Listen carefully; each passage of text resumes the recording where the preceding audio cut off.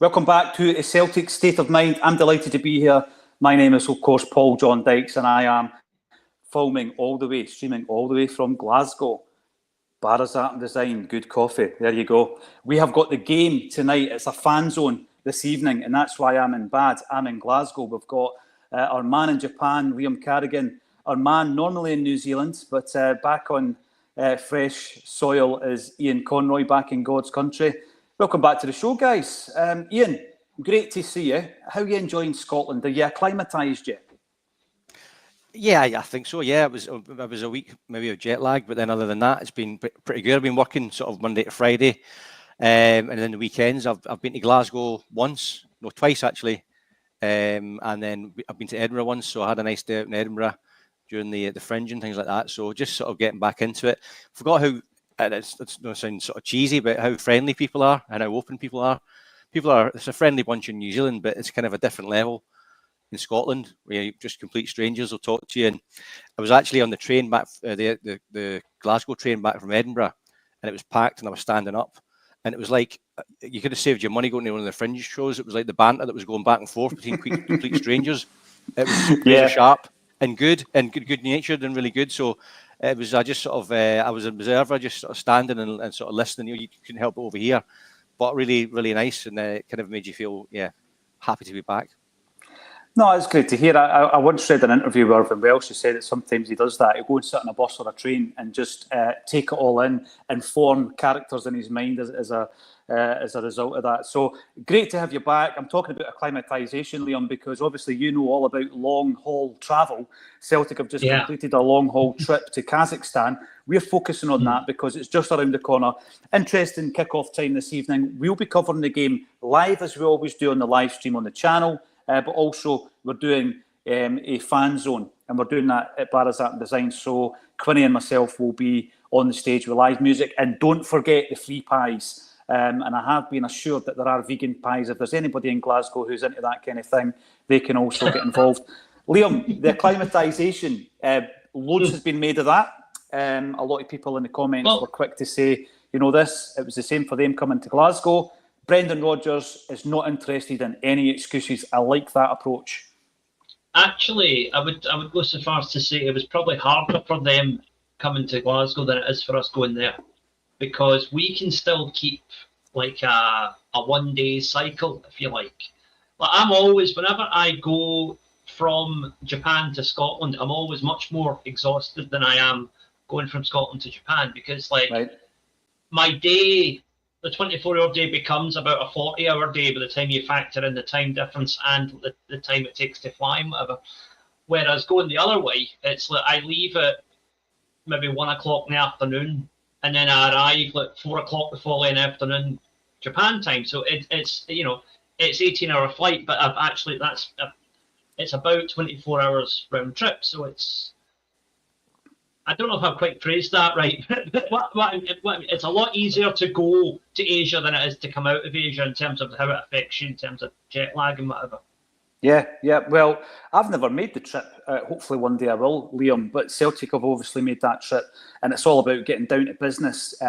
Brendan's come out and said no excuses. We're not talking about the climate, the heat. We're not talking about the pitch. We're not talking about the travel. We've just got to get this done. Fighting talk, Ian, but we on Acsom had a wee bit of that about us going into the first leg. That was our attitude going into the first leg. And there was a lackey bite, particularly in the first half. What can we do tonight to avoid that from happening? It was a bit of a lifeless performance, which is unusual. And I said this yesterday. I think we've been okay this season. I think we've performed pretty well domestically. Just that one half of football at Celtic Park, and we weren't ourselves. We didn't have that dynamic kind of approach to the game. We weren't in a rhythm. We had to make changes at half-time. How do we avoid it this time round, Ian? Because I'm pretty sure Brendan would have given them the game plan in the first game, and it didn't quite work out that way. It seemed, for so early in the season, it seemed a bit of like stagnation. And I don't know whether that's because Brendan's got to play that kind of balancing act between keeping the squad happy and keeping the squad motivated and getting his message to the board that we need to sort of strengthen the team. And of course, footballers are humans, even footballers, and it's the fact that if you give anyone an excuse, even if it's subconsciously, they tend to lean more in that camp, you know. So if Brendan's sort of saying, "Oh, the squad isn't strong enough," then you're almost giving some of the players an out to sort of say, "Well, you know, we're performing beyond our ability or means or whatever." So there's that. I think maybe that a little bit of that came into it. And I don't think it's apathy per se, but certainly, you know, it's given them a bit of an out to have an off game. So yeah, that's kind of what I'm thinking. But I was impressed with the fringe players against Livingston. I thought albeit I missed the first 30 minutes, so I don't know what the first 30 minutes was like, but I caught it on a stream, and I thought the players were at it. And I said in the group chat, it was almost like, obviously we're going to have to make changes anyway with the game in Kazakhstan coming up.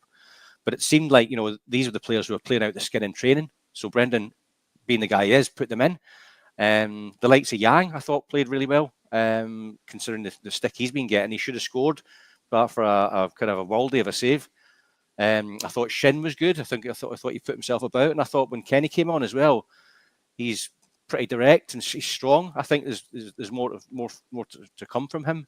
And again, these are the fringe players. So if it takes the fringe players bite and determination to show the kind of the regular first team starters how it's done, that's going to be good for the squad. But I suppose in answer to the question how we get up for it tonight, it's poop or bust, isn't it? So we've got to go all in. And Brendan's right to say there's no excuses, because no one can have any excuses. We should be beating a team of this ilk, considering the fact that we've got so many players of ability. I agree with you. And listening to Brendan Rodgers' press conferences about this game, Ian, he's talking about one bad half and making sure that it's one bad section, so it'll be one bad quarter of the two legs. You get away with that as long as you make sure that the second half of the first game's fine and the second leg is fine. And I do think we've got enough. What I liked about the players coming in, Liam, and obviously we covered the game, and, you know, half-time, nothing each, people looking at that thinking, right, we've not really got into the rhythm yet. What I like about bringing new players in, my concern is always that you don't get the rhythm right because they've never played together in a unit. But the flip side of that is they do bring an energy, because obviously it's a different, they're trying to prove themselves. They don't get many opportunities to perhaps start a game. If you're looking at Inamura, for example, great energy in Inamura. I agree with Ian. I think Yamada, when you watch the game back, his involvement in the game was very good. He didn't get his goal. He had the ball in the net, obviously. It was chopped off. But I think that the energy was there. And that's what Johnny Kenny brings as well. Maybe not the quality of the striker that we're hoping to get in this window, Liam, but the energy was right. And see, tonight, with regards to quality, it might not be all about that. It might just be about who's actually willing to roll the sleeves up. It's one of those ones. I don't mind what the score is as long as it's in favour of Celtic. I don't even mind about the performance tonight, Liam. I just need to get the result. It's like all the football utopia goes out the window this evening, doesn't it? It's just all about bringing back the bacon, bringing home the bacon. Tonight's going to be a slugfest. It's by all accounts not a very good surface. It's going to be a team that are very hard to break down, quite physical. They're missing, I believe, one of their best players tonight, from what I've been reading. I think the number 9 is out. So it's going to be a scrappy game, but it's going to be two teams that really want to win it. And we need to show that we want it more. That will get us through. This isn't about class tonight. It's about getting the job done by any means necessary. Without a doubt, Liam, we're going to run through how we think Brendan Rodgers is going to line up, which is a different proposition, Ian, to how you would like to see Celtic lining up. Because all last season, and even at the beginning of this season, often I have a conversation with you about changing shape. I like the idea of the midfielders that we have at the moment. I think the midfield's our best area of the park when it comes to cover. And I like the idea of having Nygren as a 10, maybe having Engels and Hatate as your 8s and McGregor as a 6, and play with the diamond. And you know that Hatate and Engels can kind of drift wide, Nygren being the playmaker, but it's not going to happen. We're going to stick to the 4-3-3, the tried and tested. I would be amazed if Brendan Rodgers done something different. Would you? I would be, yeah, I would be. And I think in terms of the lineup, I think Nygren's played really well. I think Livingston was his best game. But I'm assuming Hatate's fit, is he? Hatate, The only people that he spoke about pre-match, Ian, unless there's been developments today, was Austin Trusty's out, Jota obviously long-term, Alistair Johnston, as we know, and there's a question mark around Ida, but Ida has travelled. So that's all we're aware of in terms of injuries. So I believe Hatate's fit and he'll be obviously primed and ready to go. Okay, so I would, for my midfield three, and I know a lot of people disagree with this, but I would go with Kalmak, Engels, and Hatate.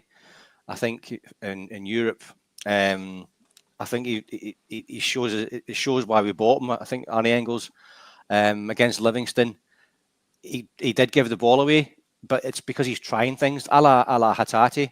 He was trying things and he was brave, and it didn't always come off. But you could see if they did come off, they were highly clever, intelligent football.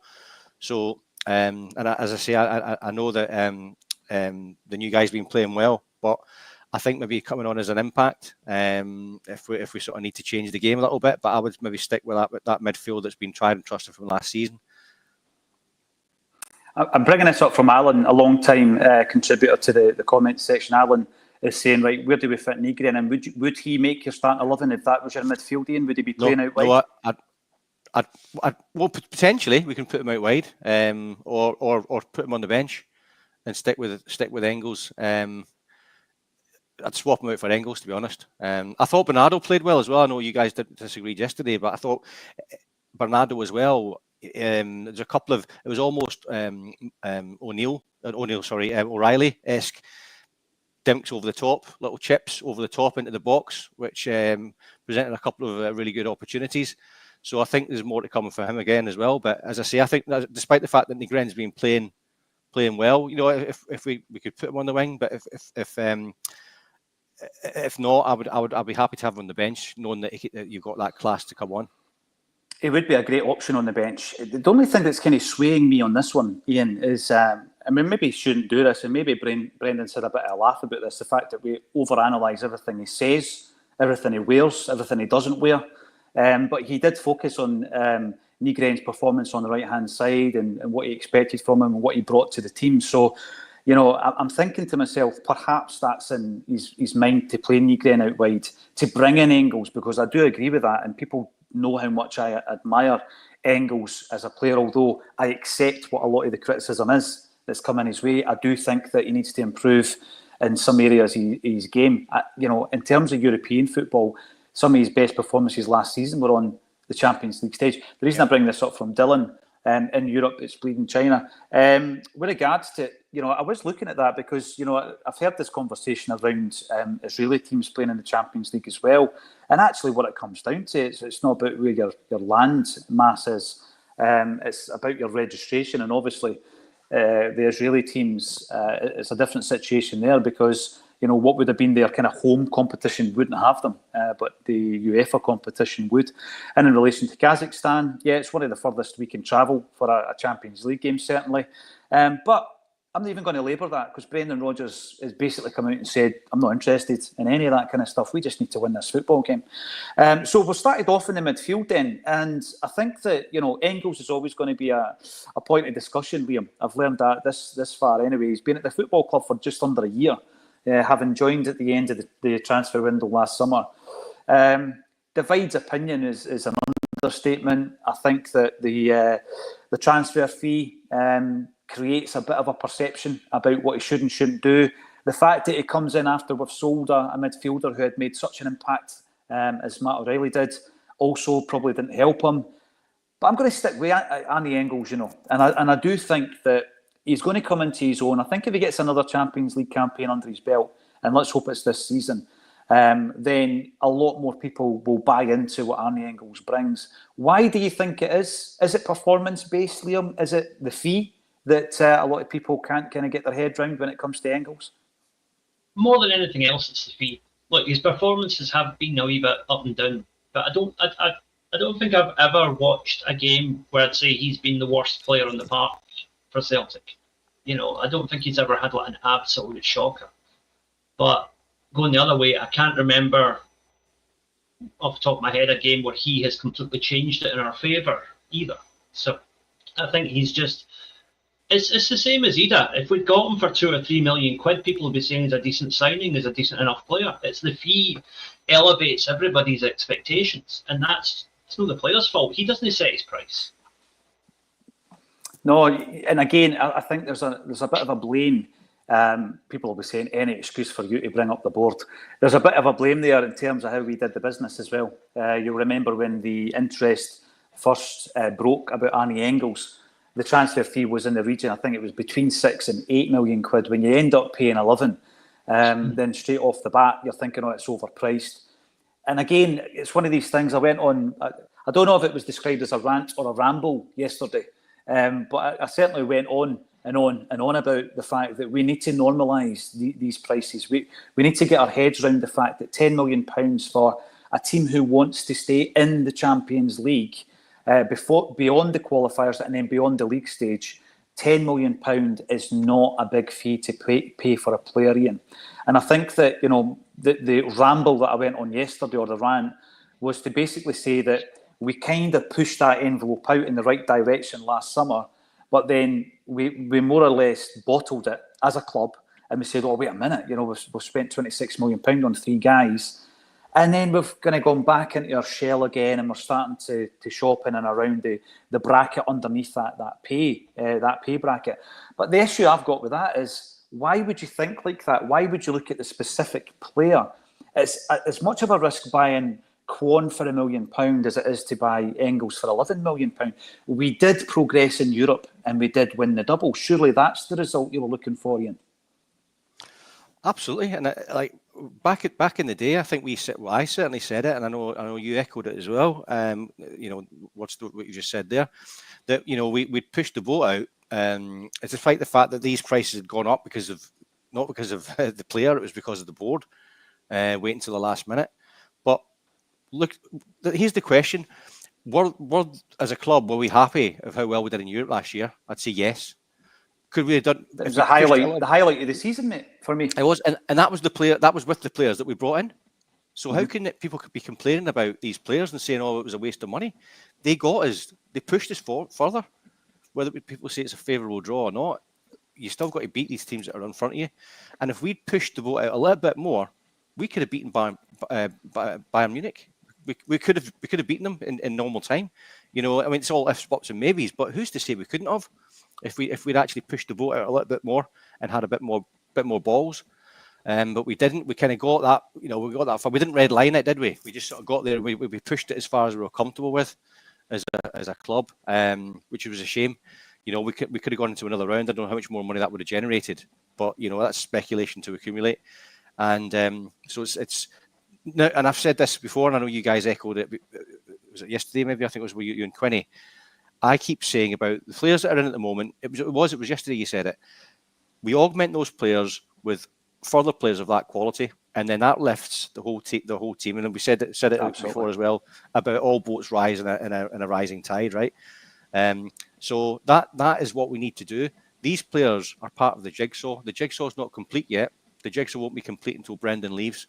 Hopefully, he stays longer and gets to sort of, you know, really bring this team up and get it into the vision that he really sees. Because who knows how far we could go in Europe. I'm not suggesting we could get the semis or the quarters, but who knows? But that's generating money. But more than that, it's projecting Celtic globally. Yeah. You know, this is the thing, Ian. We're falling into the habit as fans. We talk about it. You know, the £40 million bounty. We talk about the Champions League in prize money terms, and that's something that's like we're all chairman as well. All fans have become chairman, you know, and board members now. Well, at what point did that even become a consideration? Surely it is the fact that you're there and you're at the top table of Europe, and the prestige that comes with that. But also, if you are thinking from the boardroom kind of scenario where it's all about value, and obviously they love a bit of value for money, you get to that Bayern Munich game, like you say, everything's elevated. So the interest in your football club, the interest in your merchandise, in your season tickets, and in your players is elevated. And then the value of your players playing at that level is also up to that point. And I made this. I mean, that's why Kuhn went for 17 million quid, Liam. This is a £3.5 million player who a year and a half later And let's be honest, if we want to be brutal about it, I think he maybe gave us 7 or 8 months of really good form, right? Yeah. And we sell him for 17. Why? Well, it wasn't because of his performances against St Johnstone. It's all about the Champions League, isn't it? Yeah, that's where you get your recognition. So essentially, we got that 17 million on the back of 8 matches. If you want to, just break it down like that. The matches that actually mattered, the matches that prompted Como to part with that money, were those 8 Champions League games. That's all it came down to.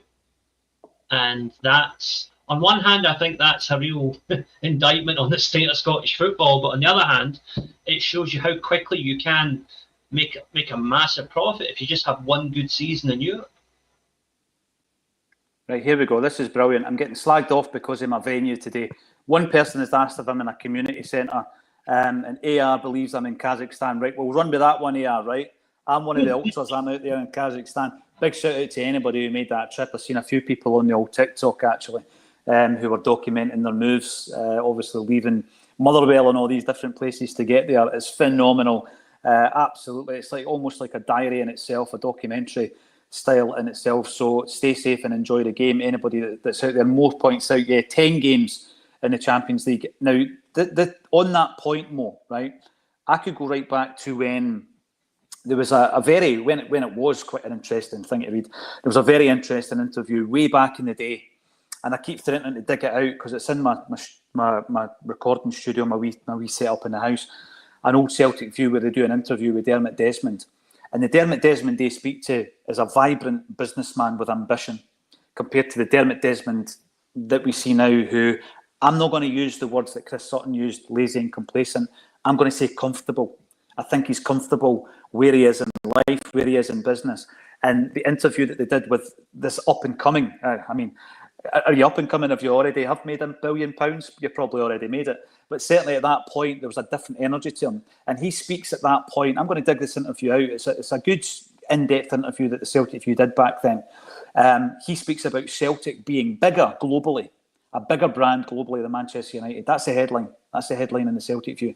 And they're talking about Celtic playing on a bigger stage. Now, we know all the different efforts that had been made up to that point for Celtic to play, not even in a British league, but basically Celtic to play in the English league. And we know all the different, manoeuvres that were made around about that time. The one most interesting to me is when they tried to buy Bournemouth from Sam Hammam, and what they were going to do is change their kit, their registered address. Wimbledon. Yeah, what did I say? Bournemouth? Did I say Bournemouth? Yeah. What am I thinking about? Wimbledon, the crazy gang. Yeah, the crazy gang. They were going to buy them. They were basically going to turn them into Celtic. And then the registration would be in the English League. The team that was playing in Scotland would be a feeder club and all this stuff. So that's not going to happen now. That's not going to happen. There was all that talk around Alan McDonald time, and there's a really interesting interview again. I'll dig that one out, where he's talking about this European League, and it was Benelux and all these different places, Ian, that have got clubs that might be a wee bit too big for their league, their domestic league, and they were talking about coming together. And I think there was 8 different nations, and I forget what they actually called it, this proposal, but Celtic were in the discussion, and they were talking about once you get into this league, if you get relegated, you get relegated back into your domestic league. So somebody else from Scotland could get promoted into this league. So these things have all been on the table. Fast forward to 2025, right? This is as good as it gets. This is that Super League, Ian. The Champions League, as it now stands, and the way that it's developed since 92, 93, and it's had all these different changes, this is as close that you're ever going to get to a Super League, because we know that when they tried to create their invite-only Super League, it was absolutely lambasted at the time, Ian. This is it.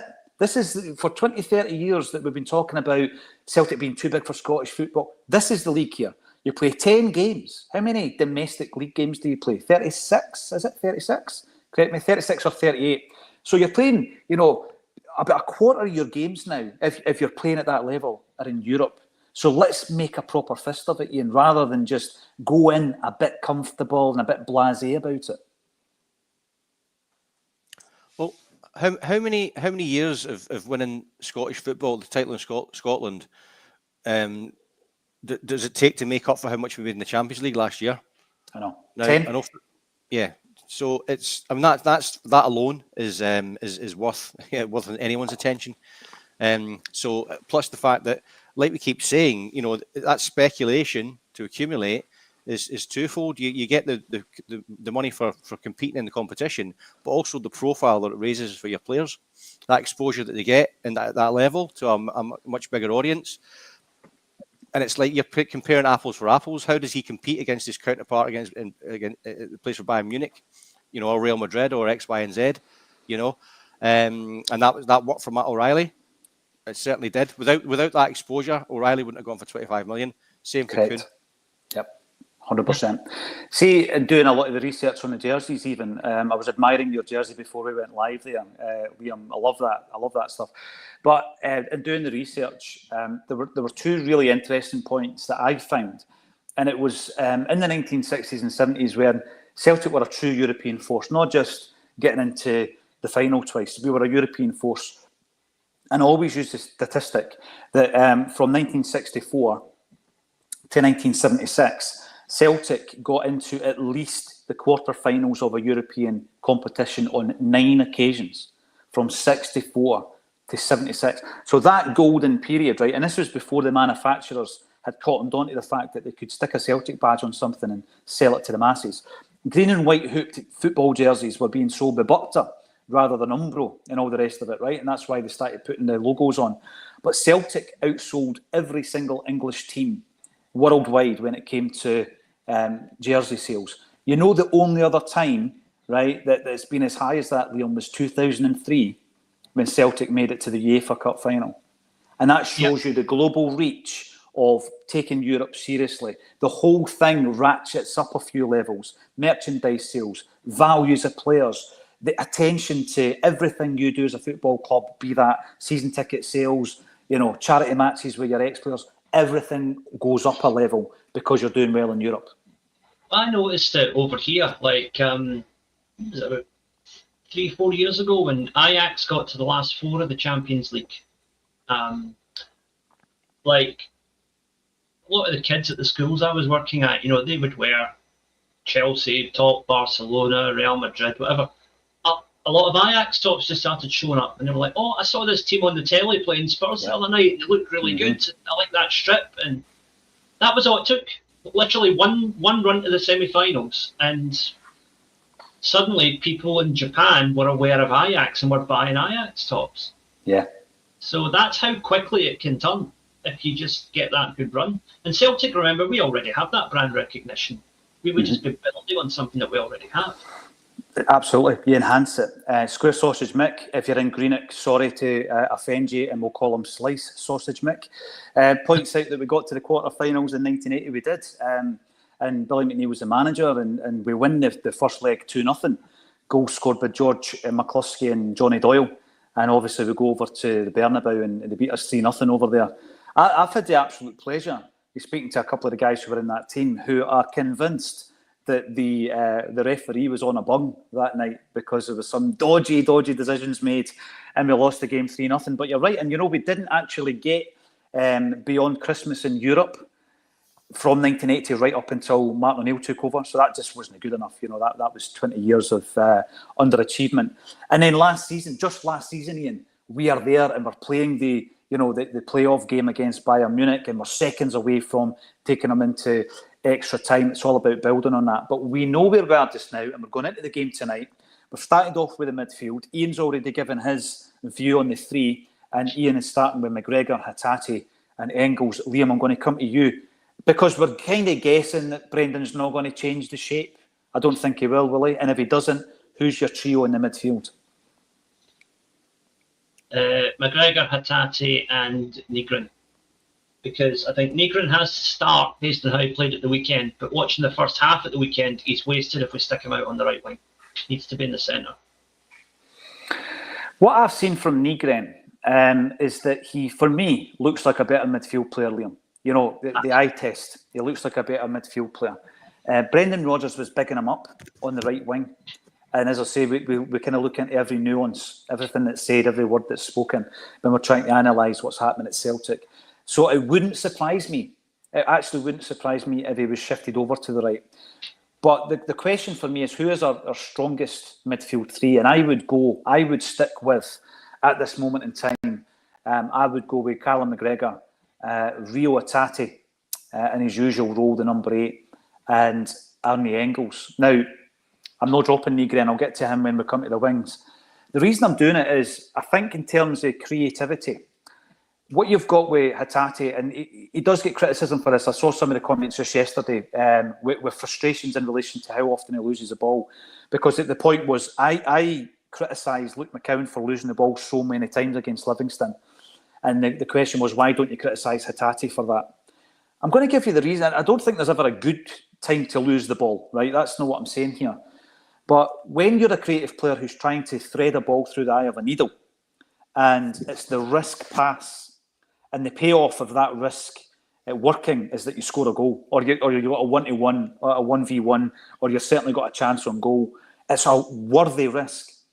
The issue I've got with Luke McCowan at the weekend there, and I've pointed that out a few times, his ball retention just in the middle of the park when he's playing a simple sideways pass isn't good enough. It's not good enough. A lot of those passes don't hit their mark. So it's not like he's trying a risky pass. He's actually playing a safe pass, and it's not coming off for him. Now, I'm not writing Luke McCowan off, but on a night like tonight, I think you can afford to have one of those players who's going to try the creative passing, and that's why I'm going to stick with Engels. I think Engels, although he's playing in a number kind of 8 position, I'm not sure that is his best role. He's not going to try as many risky passes as Hatate. I don't know if we can afford to have the flair and the creativity of 2 guys in the midfield here. Does that make sense? Is that something that you think's a consideration?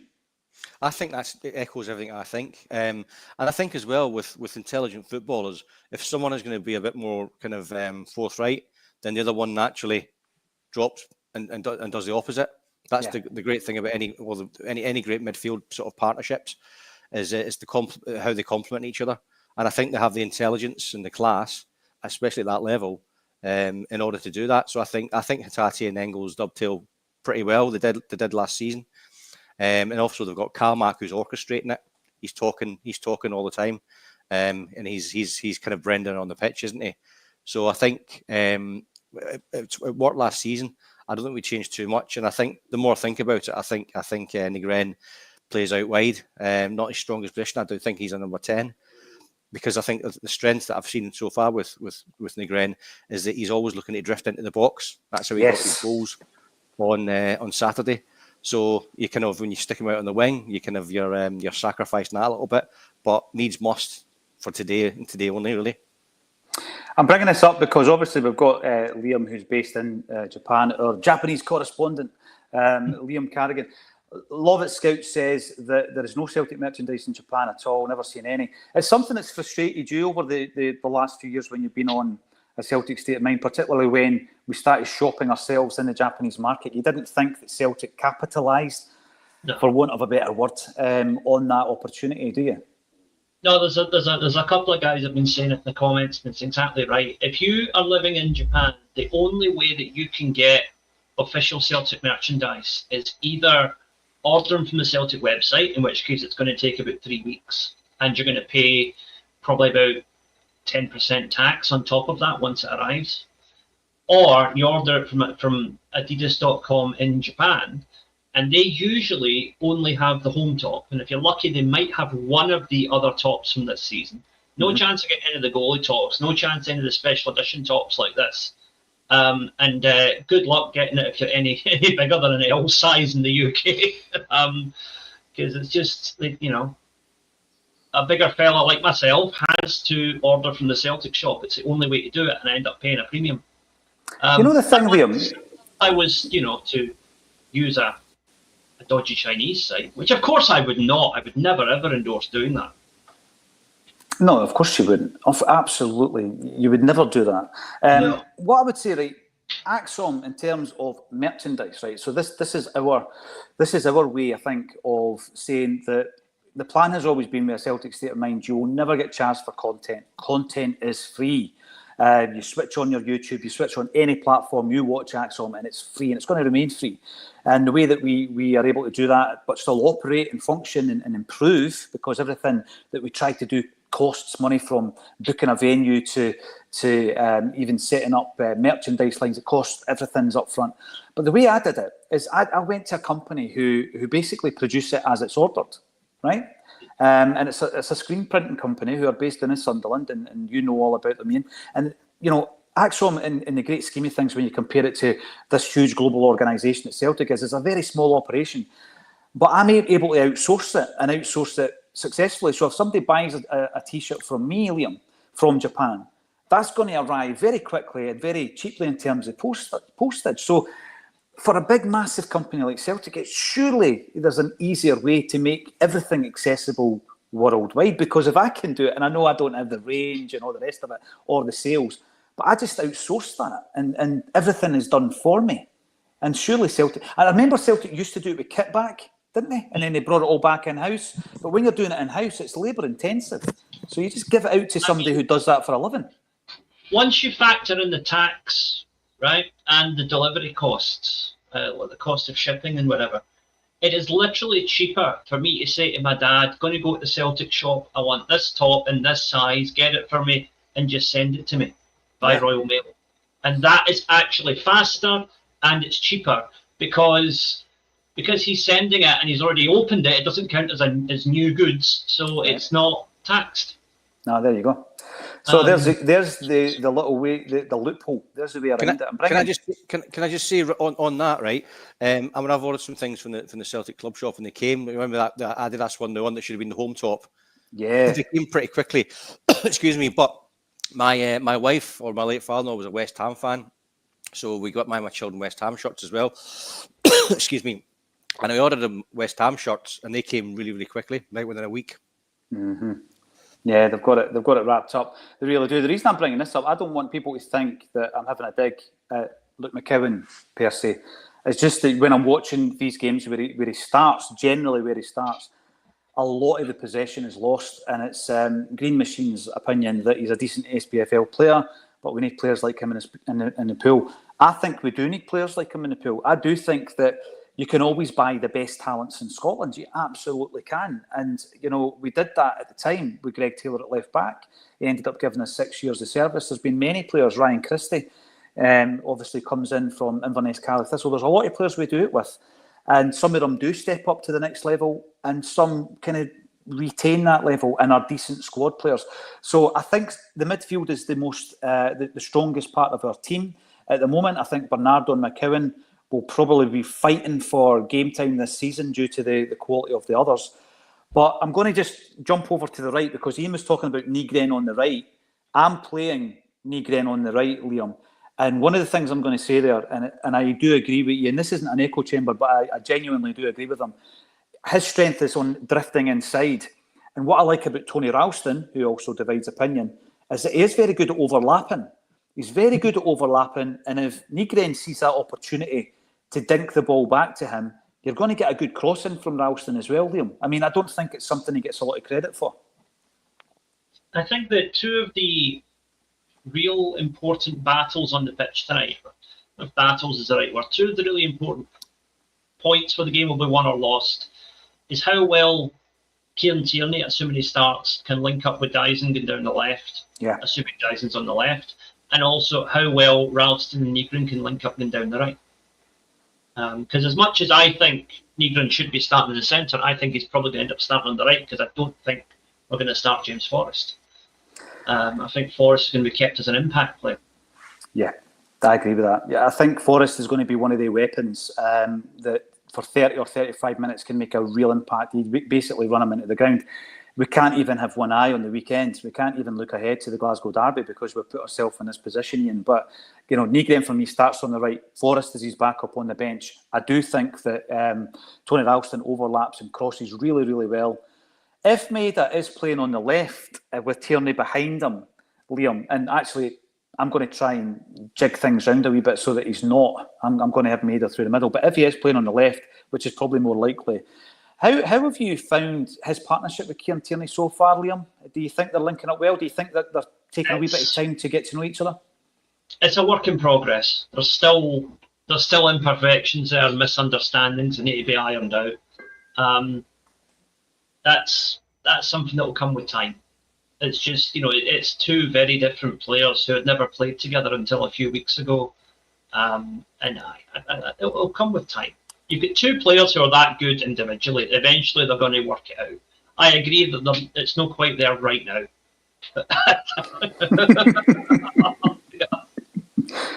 Yeah, it could be lost in translation, William, but I called him a weapon as in like a hidden weapon, a tool in your armoury that you can bring out. Well, don't call him a tool, you just made it worse. This is getting worse, isn't it? A tool that you can bring out when required. I'll just stop there.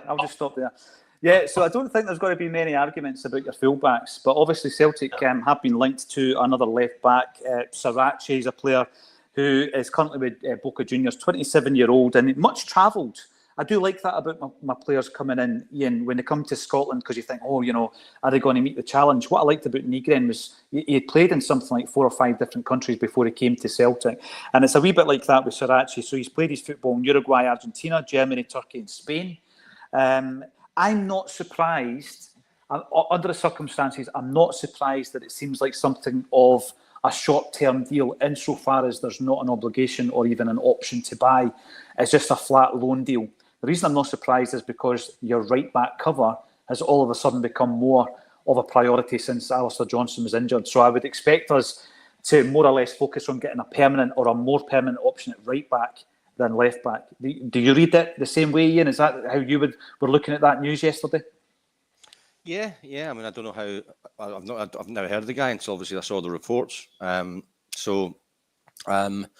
Yeah, I can only assume that's what it is. I mean, the thing I don't like about the sort of the flat loan deals are that to come in and assimilate into the team, knowing that you're going, you're like another sort of contractor mentality. You're only coming in for a few months and then you're going to leave.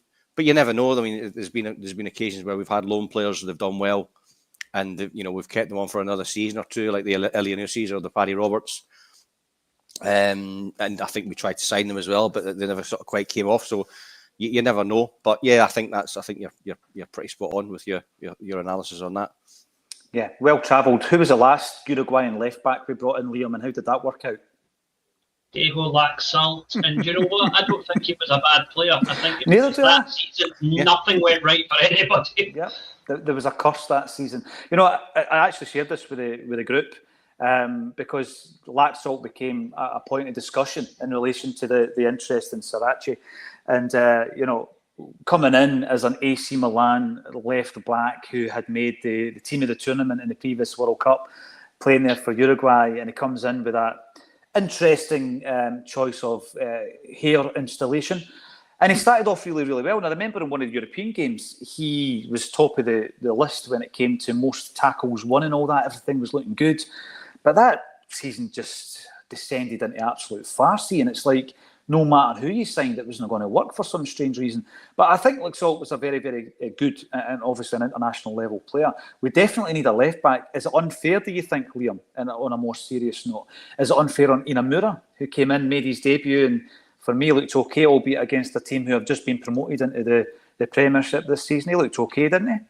Well, what I would say to that, I wrote a blog about that earlier today. The thing with Inamura is that he was not signed originally as a left back.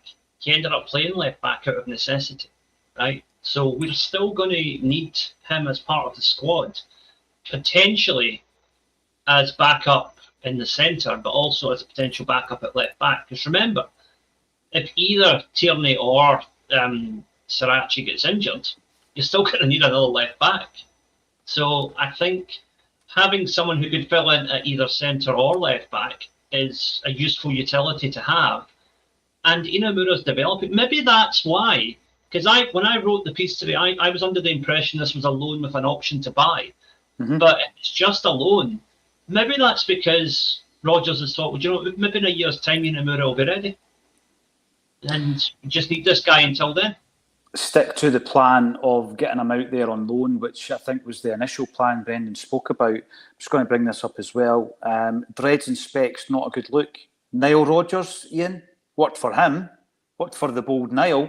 There you go. Yeah, that was just one of the guys. I think it was a bizarre season. It was a horrible season, and Diego Laxalt didn't work out. He never got over being compared to Wee Burney, did he? that was it. as soon as people made the side-by-side comparisons with Burnley who I've seen us, but that was it.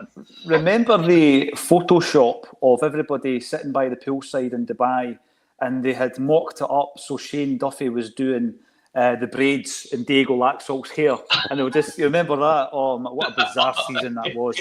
I've never ever gone back and watched a single moment of action from that season, or indeed any of our reactions. It was a dark, dark time. Not quite there this season, of course. Kasper Schmeichel plays in goals, Ian. There's a possibility tonight will go to penalties. It could well be one of those nights, you know.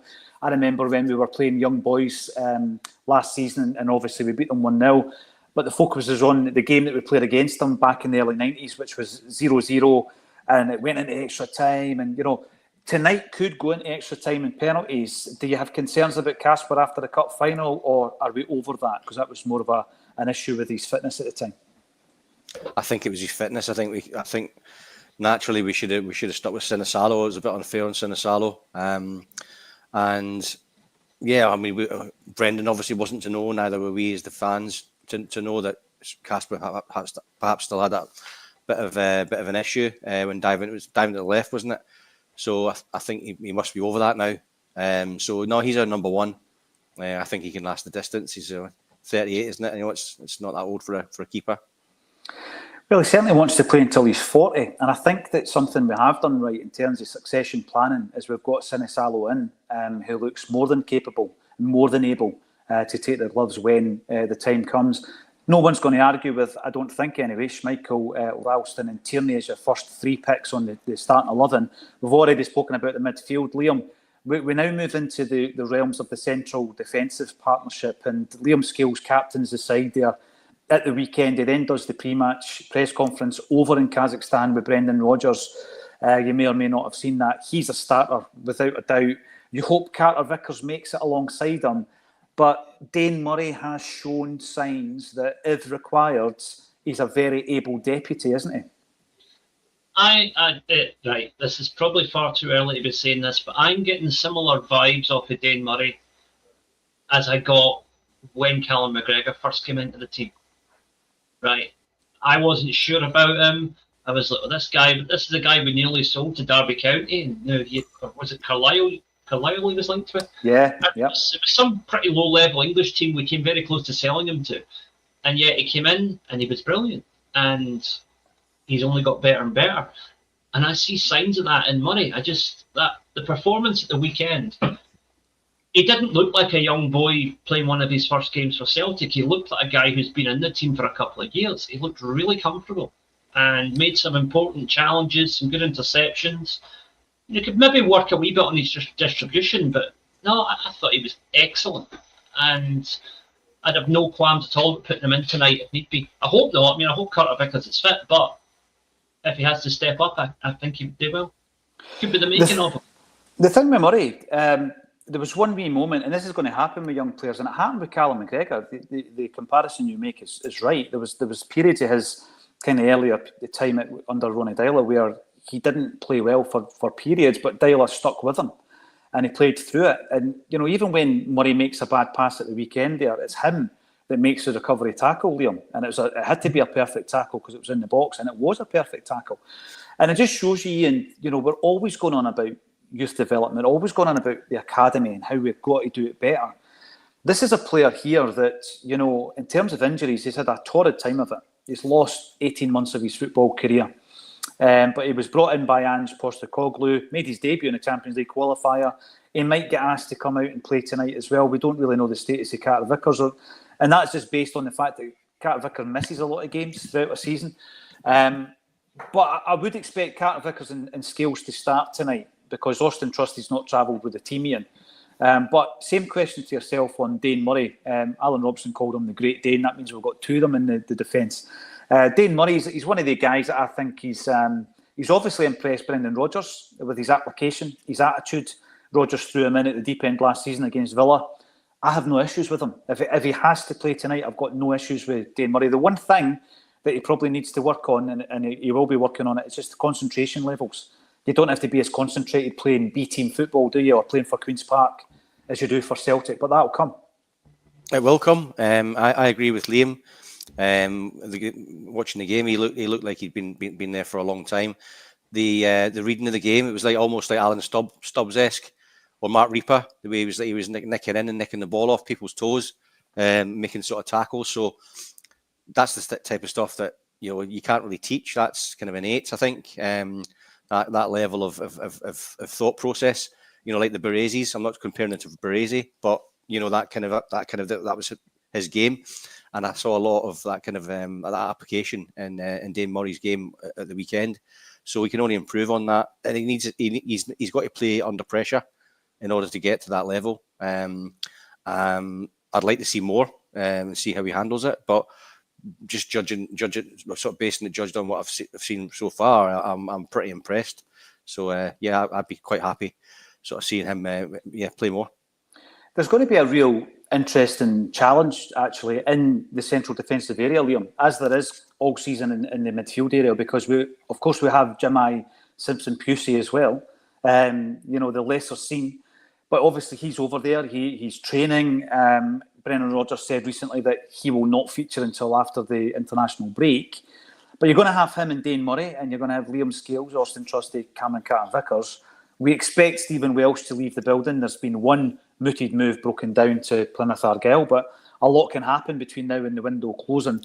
But it's a very healthy position to be in, as long as we don't lose any of the aforementioned defenders, Liam. Yeah, it is. The only concern is I wish we'd seen how good Dane Murray was before we went out and got that boy from Man City on loan, because he's going to really struggle into this team now. That's the reality of it. I think I said to you at the weekend, Simpson-Pusey could be on his way back down the road by Christmas. It could be another Nat Phillips one if things go the way that I think they might. That's happened a few times with loan deals, isn't it? Remember the boy Jeremy, was it Ali Adier? We brought him in from Arsenal. Yeah. And Strachan had one look at him and thought, nah, I'll be back down the road, mate. They're not staying here. The only concern I've got, and I know that this exists at all levels, so it wouldn't surprise me that it existed at Man City's level, is that the loaning club do often put in a clause in the contract here where the player has to be guaranteed minutes. Now, it's just the way it is, and unfortunately it has happened in the past. That would concern me a wee bit when it comes to Simpson-Pusey. I haven't never seen him playing for Celtic, of course, because that could block the progress of Dane Murray, couldn't it? That to me? Yeah. Oh, sorry, mate. Yeah. It could. Again, I said it in the group chat earlier on. And some of the guys are sort of saying, if our sort of youth players are not up to it, what's the point of it? And I agree. But I think my point was, if you're deemed Celtic class, if you're good enough to be in the youth team and to go through the ranks, and the final destination, the final point, and the ultimate that everyone wants to get to is the first team. So if you're not getting that pathway and not getting a chance in the first team in meaningful games under pressure, then what is the point? So that has to happen. And going out and getting players in the same position from other teams, albeit higher profile leagues, it's counterproductive. It's blocking our young talent from showing what they can do. No, you're right. It's almost a numbers game at times, isn't it? Get a body in because we know he can do a job if required, or we think he can anyway. That leaves us with the front three, gents. I'm just going to bring up this comment. I figured out how to use this on the wee system. Green Day 67, 5 hours to go. Can't wait. Is that all it is? Brilliant. Well, I'm in Barazat Design right now because we've got the FANZONE getting set up here. The game will be on the big screen. We've got live music from David McKendrick. Barazat Design says it is what it says on the tin. It's right behind the Barrowland Ballroom. You can get parked up on Moncur Street if you want to travel by car. Easy to access this venue, and we hold 350. So come along. Great atmosphere, music, pies, and football. What else could you ask for? So your front three then, Liam. I'm going to come to you. Sorry, Liam. Do you agree with that? Scales and CCV starting tonight. Yeah. And moving into the forward line, how are you going to line up? Now, how would I line up versus how do I think we're going to line up? How I would line up would be, although I'm contradicting myself here, but I would start with Nygren on the right, Dyson on the left, and Yamada in the centre. That's how if I was picking a team, that's what I would go for. Even if Vida was fit, Liam? Yeah. Even if Vida was fit, yeah. Yeah, I think although he didn't score at the weekend, I think Shin's movement was a lot better than what we've seen from Ida so far this season. I think he would have more potential. Because remember, they've got a centre half who I think is 38 years old. So, you know, you've got to think pace is going to be an issue there. And I think Dyson and Shin are the two paciest forwards we have at the club at the moment. So I think we want pace up front. So I want those two on the pitch. Ideally, you'd want Dyson and Shin as a front two. But imagine. Rogers isn't going to do that, but that would be ideal for my book. But assuming it's a 4-3-3, Negrin, Dyson, Shin. Listen, I think the age of Ange and over the last few years, one of the things we're going to look back on, Liam, is our refusal really to play with Kyogo and Maida through the middle. I mean, now that we know, I know you were trying to tell us for long enough, Liam. Now that we know how good Maida is through the middle, can you imagine how much they could have terrorised Scottish football and beyond had they played as a partnership through the middle? But not all is lost, because there are some similarities in terms of the movement, Liam, of Yamada. I would suggest, I'm not, a wee bit like the Brazy comment before, I'm not comparing the two of them. There's similarities with regards to the movement there. And at some point, it would be great to see Maida and Yamada tearing it up together up top, the old school partnership. Not going to happen tonight. Liam opts for Yamada through the middle. Ian, what's your front three? I'm going to bring up Ewan Martins, actually. Ewan says Yang on the left, Maida through the middle, Forrest on the right. I'm going Nygren on the right, Maida through the middle, Yang on the left. And Ewan will be chuffed, because he's a big fan of Yang. I think Yang is a much better left winger than he is a right winger, Ian. When I first made a point, I actually had Nygren on the bench, and then one of the commenters sort of said, would I put Nygren on the wing? I thought, well, yeah, potentially, but actually my front three was as you and Boy just said, exactly the same, with Jamesy starting. So I think definitely Yang on the left. Maeda through the middle, I think, because we need to really win. We've got to win this game. I think Maeda, do the damage as early as possible, get them on the back foot rather than sort of swapping it around later on if it doesn't work out and Shin doesn't get on the score sheet or whatever. But I think he will. I think he will go with Liam's choice. But my initial thoughts were Yang, Maeda, and Forrest. Yeah, it's going to be an interesting one. An hour before kick-off, where we see the starting 11 drop on the socials. I'm going to bring this up from Jack the Cat. Now, Jack the Cat says, either play a blinder as there is hardly any Hoops fans present. I actually get what he says here. See, when you look at some of the performances, some of the better performances that Ida's put in over the last year and just over a year and a half, Liam, a lot of them have been away from home, even in Europe, when you think of Aston Villa and Atalanta, for example. But at home, you're thinking Rugby Park, Fir Park, Easter Road, Ibrox, where he scores what looks to be the winner, 3-2. They pull it back to 3 each, of course. And Hampden, neutral venue, where he scores in the Scottish Cup final. So I get what Jack's saying here, Jack the Cat. Is that playing on Brendan's mind, Liam? Is there some kind of psychology behind some of these players where the pressure of playing in front of 50-odd thousand Celtic fans sometimes affects them negatively? Because, I mean, it could well just be a coincidence, but a lot of Ida's best performances have been away from home. I don't know if that's the case or if it's just the pressure of being Celtic's number 9, but there's definitely something, try to phrase this carefully so it doesn't sound offensive, there's something mentally not right with the way Ida's performing right now. He's not, his head isn't in the right place at the moment in terms of where it should be on the park. And I think that's, whether it's pressure, whether it's lack of confidence, whether it's anxiety, I don't know.